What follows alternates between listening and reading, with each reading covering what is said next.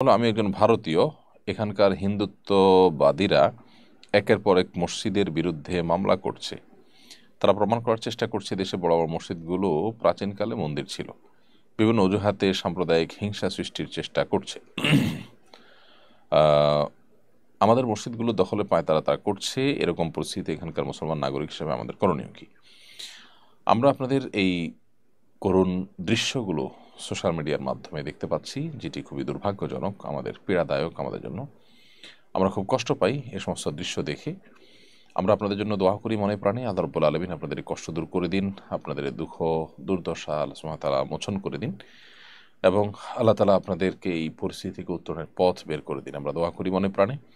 সেই সাথে আপনাদেরকে বলবো, আপনাদের দেশে যে সমস্ত ওলামা একরাম আছেন, সে সমস্ত বিজ্ঞ পণ্ডিত এবং দায়িত্বশীল ওলামা একরামের পরামর্শ এবং তাদের পথ নির্দেশকে আপনারা মেনে চলবেন। তাদের পরামর্শ এবং তাদের পথ নির্দেশ যদি আপনারা মেনে চলেন, তাহলে ইনশা আল্লাহ তাআলা আশা করা যে আমরা সঠিক পথের দিশা পাবো, আপনারা সঠিক পথের দিশা পাবেন। আমরা যেহেতু সে দেশে থাকছি না, এদেশে বসে সে দেশের পরিপূর্ণ পরিস্থিতি, আপনাদের প্রেক্ষাপট, ভালো মন্দ দিকগুলো বিবেচনা করা আমাদের দ্বারা পুরোপুরি সম্ভব নয়। সেজন্য আমরা আপনাদেরকে আসলে সুনির্দিষ্ট গাইড দেওয়া এখান থেকে কঠিন। তবে এটুকু বলবো যে আপনারা এ ধরনের পরিস্থিতিতে বিচক্ষণতার পরিচয় দিয়ে আপনাদের সার্বিক দিক বিবেচনা করে তারপর আপনাদের সিদ্ধান্ত নিতে হবে যে আপনাদের করণীয় কি হবে। মামলাগুলোর যদি আইনিভাবে মোকাবেলা করার মতো শক্তিশালী ব্যবস্থা থাকে বা সেরকম ন্যায় বিচার বা সুযোগ থাকে, তাহলে অবশ্যই সেটা করা দরকার।